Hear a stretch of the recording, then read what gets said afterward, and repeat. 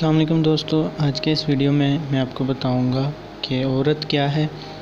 मैं नहर के किनारे बने ढाबे पर मुर्दा दिली से बैठा चाय का इंतज़ार कर रहा था। दिल पे अजीब सा बोझ था और चेहरे पे 12 बजे हुए थे। इतने में गांव के एक बाबा जी मेरे पास आकर बैठे और कहने लगे, पुत्र सब खैरियत तो है? बहुत परेशान तबीयत मालूम हो रही है तेरी।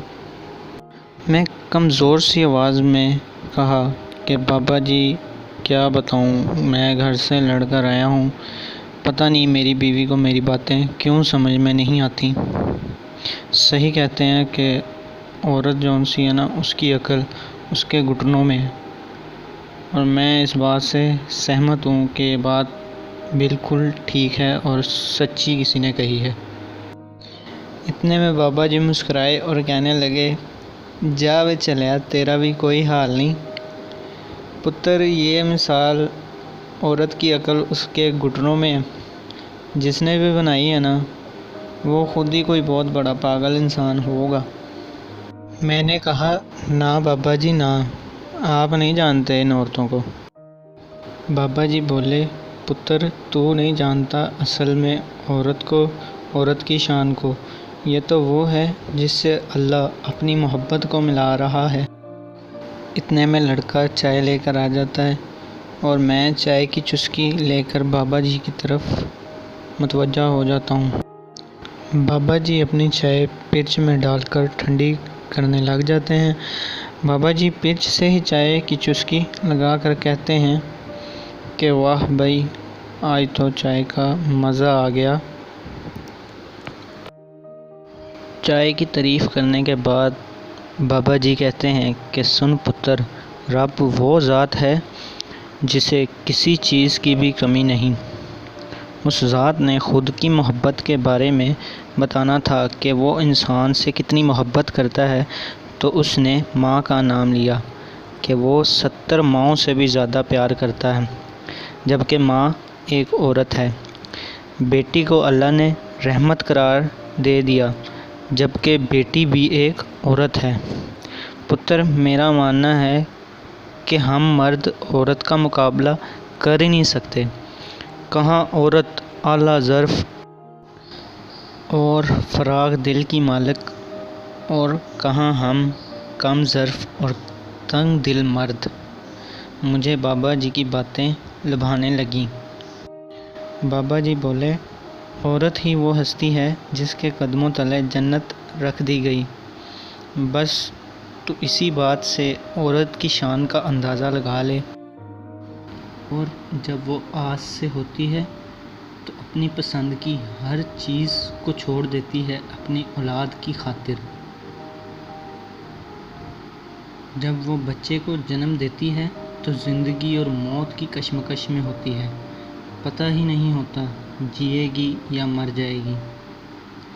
पुत्र पता है 22 हड्डियाँ बैक वक्त टूटने जितना दर्द सहती है एक बच्चे को जन्म देते वक्त, इतना दर्द कभी महसूस भी किया है तुमने? मैं बाबा जी की बातें सुनकर लाजवाब हो रहा था और आज मुझे औरत के असल मुकाम का पता चल रहा था।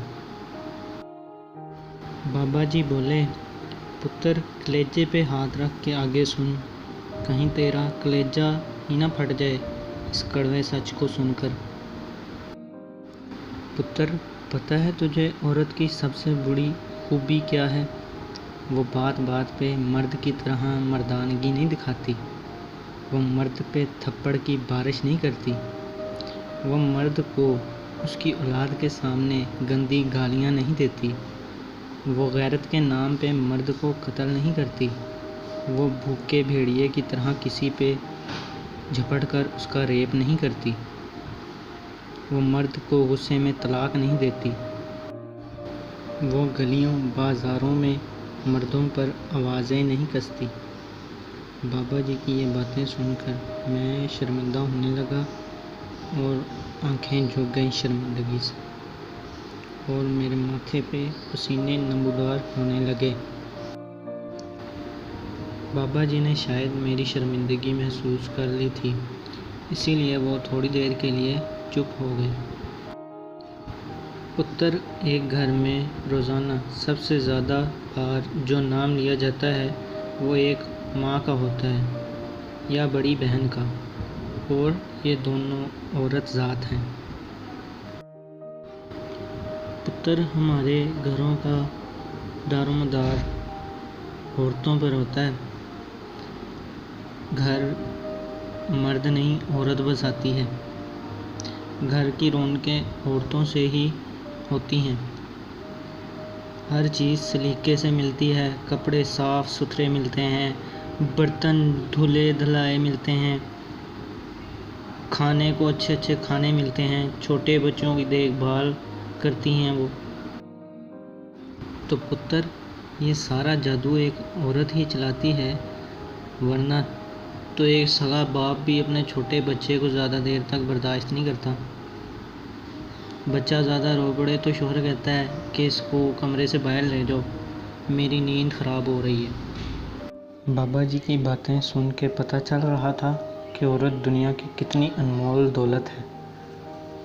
वो किसी ने क्या खूब कहा है, वजूद जन से है कायनात में रंग।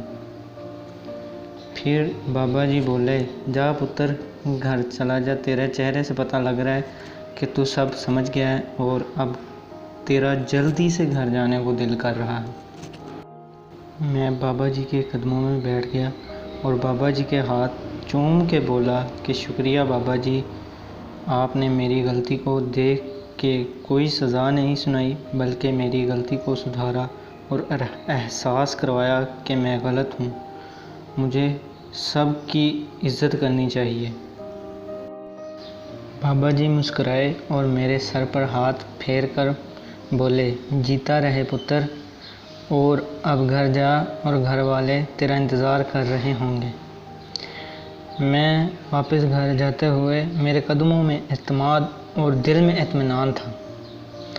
सो गाइज़, अगर आपको ये वीडियो पसंद आई है तो इसको अप्रिशिएट करना और प्लीज़ औरत को इज़्ज़त देना। अल्लाह पाक आप सबको अपने अपने घरों में महफूज रखे और अल्लाह पाक अपने हिफ्ज़-ओ-अमान में रखे। आप सबसे गुजारिश है कि आप अपनी बहन, अपनी माँ, अपनी बेटी, जितने भी हैं आपके औरत ज़ात से रिश्ते हैं, आप उनकी रिस्पेक्ट करें, उनको इज़्ज़त दें, उनसे प्यार और मोहब्बत से पेश आया करें। जज़ाकल्लाह। उम्मीद करता हूँ आप लोगों को ये वीडियो पसंद आई होगी, और अगर आपको पसंद आई है तो दूसरे फ्रेंड्स से भी शेयर करें। जज़ाकल्लाह। अल्लाह हाफ़िज़।